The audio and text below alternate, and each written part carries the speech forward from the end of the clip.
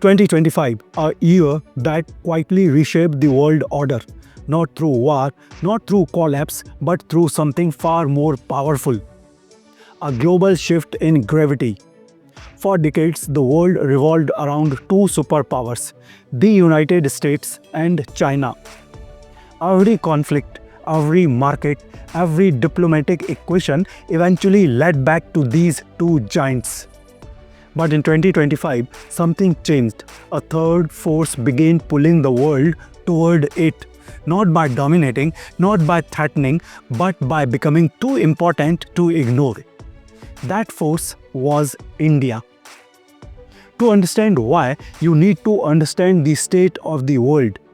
The US-China rivalry reached its peak. Trade restrictions hardened, tech wars intensified. The Indo-Pacific became the stage for a new kind of Cold War. Both superpowers looked outward, searching desperately for partners who could tilt the balance in their favor. And both of them turned their eyes toward the same country, India. At the same time, Russia entered a deeper standoff with the West. Sanctions tightened, supply lines cracked, and Moscow needed a stable, massive market it could depend on. Once again, it found India.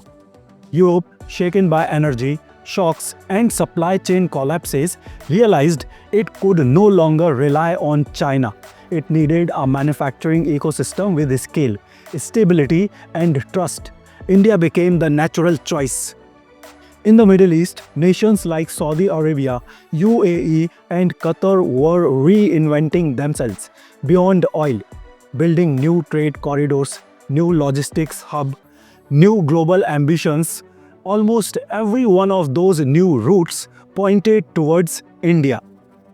Across Africa, Latin America, and Southeast Asia, the global South, countries were desperate for a leader who spoke their language, understood their challenges, and didn't use power as a weapon. They found that voice in India. So why did every major power all at once orbit around a single nation? Because India became the world's default choice, the only major country that could talk to everyone and offend no one. The only nation trusted by the West, respected by the East, valued by the South, and understood by the Middle East. America sees India as the ballast against China. Russia sees India as a vital economic lifeline. Europe sees India as a trusted partner in manufacturing and technology. China sees India as a competitor too large to ignore. The Middle East sees India as the essential anchor in every new trade corridor. And beneath all of this, India holds the one advantage no one else can replicate: its people. Demographics are destiny. China is aging, Europe is shrinking, America is slowing, Japan is almost static. But India? India is entering its demographic golden age. A nation with the largest working age population on earth, a median age of just 28, a million new workers joining the workforce every month, a rising middle class bigger than the population of most countries, and a global talent network that leads Silicon Valley, Wall Street, biotech, AI, cybersecurity, and space tech. This isn't a demographic dividend. This is a demographic weapon of scale. Look at India's cities: Bengaluru, Hyderabad, Noida, Pune, no longer just Indian hubs, but global capitals of innovation, technology, and talent. They feed the world's tech giants, and they are now building their own. But demographics alone don't lift a nation. Strategy does, and India's strategy is unlike any other. While other countries choose sides, India chooses balance. It buys discounted oil from Russia while deepening defense cooperation with America. It trades with China while blocking strategic Chinese investments.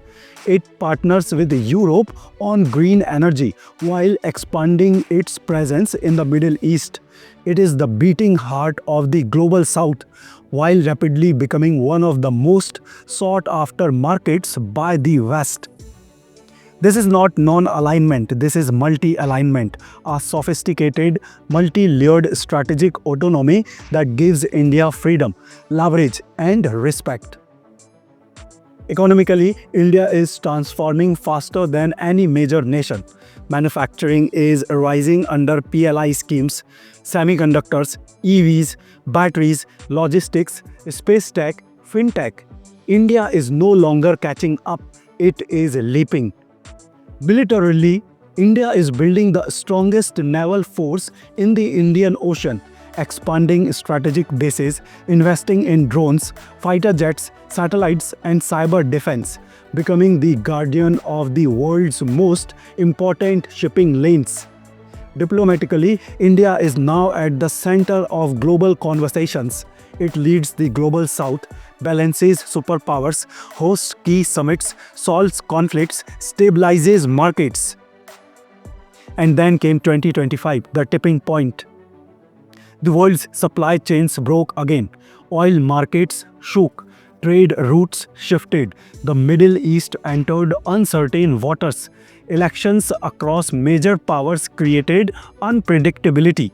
China's economy slowed faster than expected. Russia's war continued without an end. In all this turbulence, the world needed one thing above all: stability. And India became that stabilizing force. When shipping routes collapsed, India stepped up. When oil prices fluctuated, India balanced markets. When companies exited China, they expanded into India. When talent shortages hit the West, India filled the gap. When new trade corridors emerged, they all aligned around India. When diplomacy broke elsewhere, India became the bridge. No other major country was simultaneously large enough, stable enough, neutral enough, young enough, skilled enough, and trusted enough to anchor a fractured world. India was the only one. This changed the global perception forever. Asia's power balance shifted. The US realized it needed India more than ever. China realized India wasn't just a neighbor, it was a rival shaping the future. The global south found a voice in India. Tech giants reoriented their global strategies around Indian talent and Indian markets. Energy corridors, digital corridors, maritime corridors all began converging on one point. The world no longer saw India as a rising power. It saw India as the center of global gravity. History is cyclical. Empires rise and fall. Power moves. Influence shifts. India, a civilization that has survived invasions, colonizations, partition, wars, and upheavals, has entered a new era. An era where its population becomes its engine, its geography becomes its leverage, its diplomacy becomes its shield, its ambition becomes its compass. The world is changing, but this time it's changing around India. The future isn't just arriving in India, the future is being shaped by India. And if you want more deep research-backed narratives on geopolitics, power, and global affairs, visit manishgoswami.com for articles, analysis, and powerful insights that go beyond headlines.